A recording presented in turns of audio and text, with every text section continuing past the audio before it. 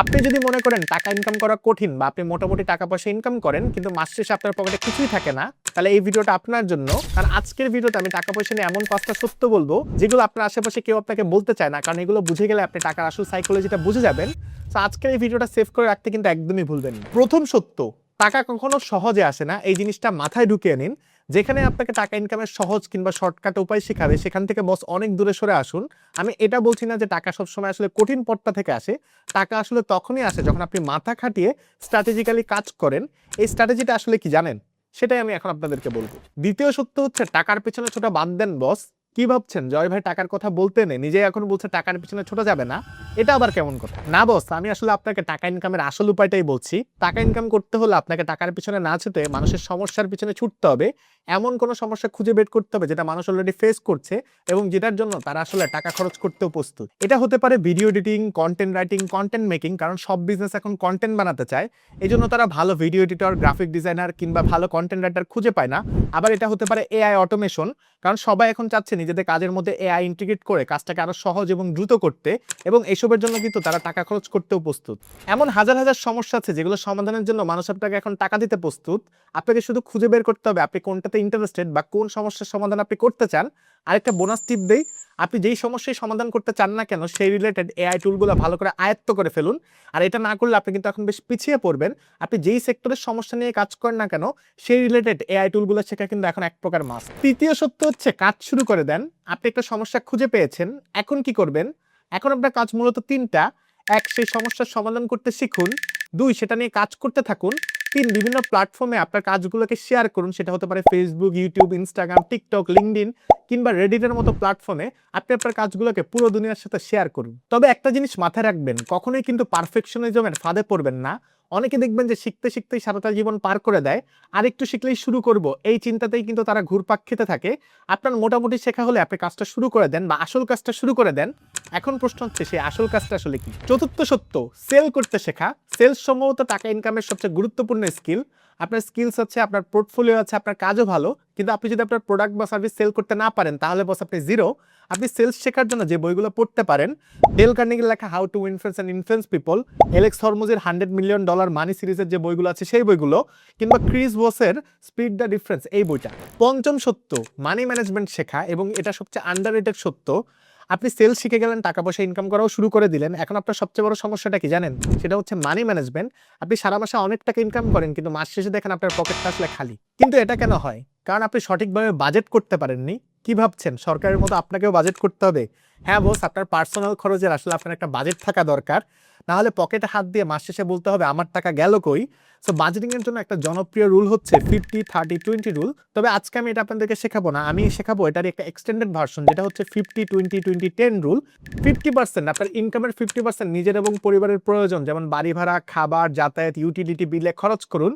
20%, এই 20% হলো আপনার জীবনের সবচেয়ে বড় ইনভেস্টমেন্ট। দুনিয়ার ভালো ভালো কোর্স করুন, এআই শিখুন, এআই টুলগুলোর সাবস্ক্রিপশন কিনুন। কিন্তু এখানে একটা সমস্যা আছে। আপনি হয়তো বলবেন জয় ভাই, বিদেশি কোর্স বা এআই টুলের সাবস্ক্রিপশন কিনতে তো ডলার লাগে, আর ডলার পেমেন্ট করা মানে ঝামেলা। পাসপোর্ট না থাকলে এন্ডোর্স করা যায় না, থাকলেও অনেক অনেক প্রসেস। আর এই সমস্যার একটা সুন্দর সমাধান নিয়ে এসেছে ফ্যাসেট। ফ্যাসেট হচ্ছে একটা গ্লোবাল ডিজিটাল ফাইন্যান্সিয়াল প্ল্যাটফর্ম যেটা প্রায় 120টিরও বেশি দেশে তাদের কার্যক্রম পরিচালনা করছে। আর যেটা সিও হলেন আমাদেরই দেশের ছেলে মোহাম্মদ রাফি হোসেন, যিনি পড়াশোনা করেছেন হার্ভার্ড থেকে। এরপরে আরব আমিরাতের প্রধানমন্ত্রীর কার্যালয়ে তিনি উপদেষ্টা হিসেবেও কিন্তু কাজ করেছেন। শুধু তাই না, এই প্রতিষ্ঠান সম্প্রতি $51 মিলিয়ন ফান্ডিং পেয়েছে তাদের ব্লকচেন পাওয়ার্ড ব্যাংকিং প্ল্যাটফর্ম আরো বড় করার জন্য।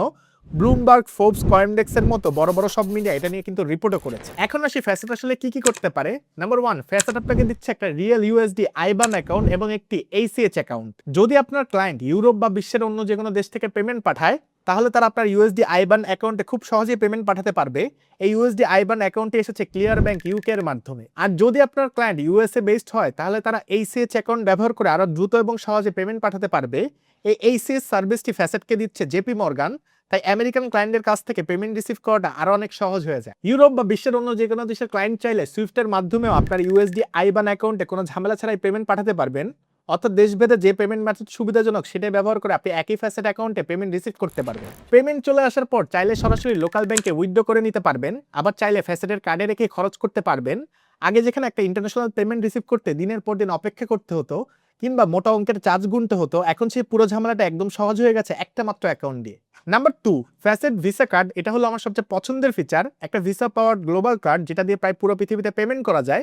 ধরুন আপনি চ্যাটজিপিটি প্লাস কিনবেন, ক্যানভা প্রো নিবেন বা ফেসবুক বা গুগলে অ্যাডস রান করবেন, সবকিছু এই একটা কার্ড দিয়ে হয়ে যাবে। Number 3, investment feature. ফ্যাসেট আপনি সরাসরি অ্যাপেল, গুগল, টেসলার মতো বড় ইউএসএ স্টকে বিনিয়োগ করতে পারবেন। এছাড়াও আছে গোল্ড, সিলভারেও ইনভেস্ট করার সুযোগ। এবং মজার ব্যাপার হচ্ছে ওরা শরিয়া নিয়ম ফলো করে ওদের কার্যক্রম পরিচালনা করে থাকে। এখন ফ্যাসেট কার্ড নিতে সাধারণত খরচ পড়ে 1200 টাকার মতো, কিন্তু ACH আউট এই প্রোমো কোডটা ব্যবহার করলে আপনি এই কার্ডটা মাত্র 120 টাকা দিয়ে পেয়ে যাবেন। ভিডিওর শেষে দেখাচ্ছি কিভাবে প্রোমো কোড ব্যবহার করে আপনি অ্যাকাউন্ট খুলবেন। এবার চলুন পরের 20% এবং 10% নিয়ে কথা বলি। পরের 20% সঞ্চয় ও ইনভেস্ট করুন। সঞ্চয়ের চেয়ে বেশি ইনভেস্ট করুন, কারণ টাকা জমিয়ে রেখে কোনো লাভ হয় না। মুদ্রাস্ফীতির কারণে এটা দিন দিন কমতে থাকে। এটা বোঝার জন্য বেশ সহজ একটা উদাহরণ দিই। আজ থেকে 5 বছর আগে এই নোটপ্যাডটার দাম ছিল 50 থেকে 60 টাকার মতো, এখন এটার দাম 100 টাকা। জিনিস কিন্তু বা নোটপ্যাড কিন্তু একই আছে, কিন্তু দাম বেড়ে গেছে। এই জিনিসটা আমরা কিন্তু সব প্রোডাক্টের ক্ষেত্রে দেখতে পাই। অর্থাৎ আজ থেকে 5 বছর আগে আপনি যদি ব্যাংকে 100 টাকা সঞ্চয় করে রাখতেন, তখন আপনি কিনতে পারতেন 2টো নোটপ্যাড, কিন্তু এখন সেই একই টাকাতে কিনতে পারছেন একটা নোটপ্যাড। এটাকে আপনি বলতে পারেন মুদ্রাস্ফীতি। ঠিক একই কাজটা যদি আপনি কিছুটা উল্টোভাবে করতেন, অর্থাৎ 5 বছর আগে আপনি যদি 100 টাকা দিয়ে 2টো নোটপ্যাড কিনে রাখতেন, তাহলে সেই 2টো নোটপ্যাডের দাম হতো এখন 200 টাকা। অর্থাৎ এটাকে কিন্তু আপনি এক প্রকার ইনভেস্টমেন্ট বলতে পারেন। ইমার্জেন্সির কারণে কিছু টাকা অবশ্যই সঞ্চয় করা উচিত, তবে ইনভেস্টমেন্ট ছাড়া গ্রো করা কিন্তু মুশকিল। তবে আপনি প্রশ্ন করতেই পারেন যে ভাই আমি নোটপ্যাড কিনে তো 5 বছর ঘরে ফেলে রাখতে পারবো না, এটা তো নষ্ট হয়ে যেতে পারে, তাহলে আমি কি করব? সবচেয়ে ভালো উপায় হচ্ছে ভালো কোম্পানিতে ইনভেস্ট করা। অ্যাপেল, গুগল, টেসলার মতো বড় কোম্পানিতে ইনভেস্ট করলে আপনার ঝুঁকিও কম থাকবে, আবার প্রফিটও ভালো আসবে। এখন আপনি বলতেই পারেন যে ভাই এসব বিদেশি কোম্পানিতে কিভাবে ইনভেস্ট করব? এখানেও আপনাকে সাহায্য করবে ফ্যাসেট। ফ্যাসেটে অ্যাপেল, গুগল, টেসলার মতো বড় বড় ইউএসএ কোম্পানির স্টকে খুব সহজে ইনভেস্ট করতে পারবেন। গোল্ড অথবা সিলভারেও ইনভেস্ট করা যাবে, এবং সবচেয়ে ভালো ব্যাপার হচ্ছে চাইলে যে কোনো সময় ইনভেস্টমেন্ট তুলেও নেওয়া যাবে কোনো ঝামেলা ছাড়াই। বাকি 10% দান সদাকা করুন, কারণ আপনার অর্জিত সম্পদের উপর একজন গরিব দুস্থেরও অধিকার আছে, তার অধিকার রক্ষা করাও আপনার দায়িত্ব। তো চলুন এবার দেখি কিভাবে ফ্যাসেটে অ্যাকাউন্ট খুলবেন। প্রথমে অ্যাপ স্টোর বা প্লে স্টোর থেকে ফ্যাসেট অ্যাপ ডাউনলোড করুন। অ্যাপ ওপেন করে সাইন আপে ক্লিক করুন। আপনার নাম, ইমেল এবং ফোন নম্বর দিয়ে রেজিস্ট্রেশন করুন। এরপর KYC ভেরিফিকেশনের জন্য আপনার NID বা পাসপোর্ট আপলোড করুন। কার্ড অর্ডার করার সময় প্রোমো কোড ACH আউট দিন। এতে কার্ডের পুরো খরচটাই কভার হয়ে যাবে, মানে কার্ডটা আপনি পাবেন মাত্র 120 টাকাতে। ডেসক্রিপশনে আমি বিস্তারিত লিঙ্ক দিয়ে রাখছি, চেক করতে কিন্তু একদমই ভুলবেন না।